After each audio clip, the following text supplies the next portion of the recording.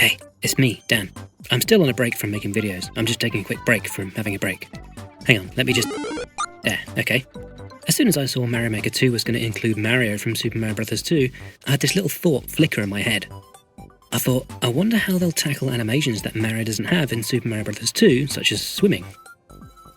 Me and my friends over on Video Game Storytime thought this would be a great little video topic, even if it has briefly been touched upon already.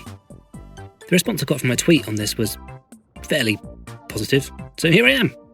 Mario 2 is a weird one for the series. Did you know it's because it's actually a reskinned Doki Doki Literature Club? Super Mario 2 has very few frames overall. I mean, every character pretty much only has 2 frames of movement. That's why they call it Mario 2. That's why they call it Mario 2. I mean, Mario literally has 12 separate frames for his entire moveset. To be fair, it's only 2 less frames than Mario 1, but still. I've talked about all this in a previous video. There's something I find really charming about the very efficient 2-frame run cycle Mario has in Super Mario Bros. 2. But Mario doesn't swim in that game, so I knew Nintendo would have to draw inspiration from somewhere else for this new moveset in Mario Maker 2, most likely 3. Except when I began playing Mario Maker 2, I noticed that Mario's run cycle isn't that cute 2-frame cycle from the NES. It has 3 frames. Upon a quick comparison, it's similar to Mario's run from Super Mario 3. I wonder why that was. And then, as I'd guessed, extra animations, such as swimming, were inspired from Mario 3.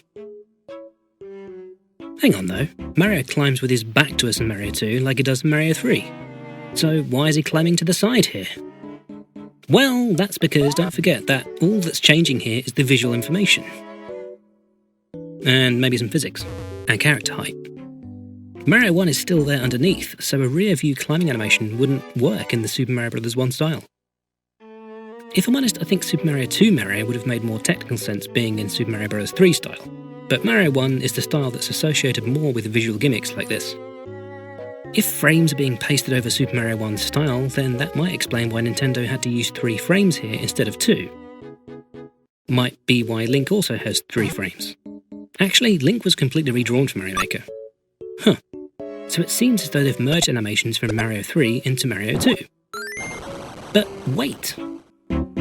This isn't the first time that Mario 2's frames have been redrawn.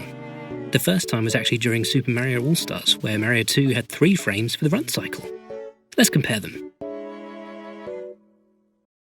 Hang on. Mario 2 for All-Stars has 6 frames. Nintendo attempt to keep that up and down bob from the NES version.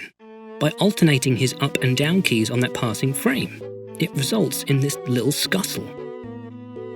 That's not how it is in Mario Maker 2. And let's also not forget that Super Mario Advance, which was a GBA port of Super Mario 2 from Mario All-Stars on the SNES, also uses that same 6-frame alternation. Let's compare Mario Maker 2's Mario 2 Mario to Mario 3's Mario again. Hey! Mario Maker 2's Mario 2 Mario has a down bob. You sly old Nintendo.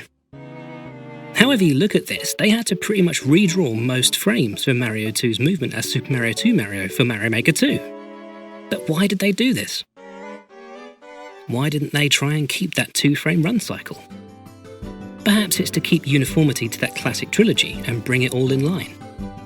It's interesting that they did this in All-Stars, Advance and Mario Maker and haven't gone back to that 2-frame run, but have still kept the up and down scuttle. They recognise that Mario 2 is the famous black sheep and have subtly dedicated the animation to keeping it ever so slightly different. Mario Maker 2's Super Mario 2 Mario is an amalgamation of all previous Mario 2 animations. Bringing over things like the skinning animation from the GBA version, making sure Mario has a throwing animation when standing still, bringing back the hands-up jump which was removed in All-Stars and Advance. This Mario 2 Mario feels like the definitive version. Nintendo care about the details. They care about polish. Was there a need to add in a down motion to Frog Mario's jump when it wasn't present in the NES version? Was there a need to show which way Mario is facing when holding something and crouching when it wasn't present in any previous version? Why is this important? It's not, I just find it really interesting. I'm interested in video game art. I love looking at sprites and character art. I love looking at maps and environments. This channel studies animation and video games. Nintendo haven't ripped you off or lied to you or whatever. I noticed these things, which means someone thought about it at Nintendo. To me, this just shows the love and dedication that Nintendo pour into their franchises. That they bothered to think this through shows how much they care.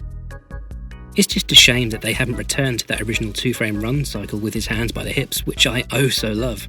But now all these Marios feel like a complete coherent package.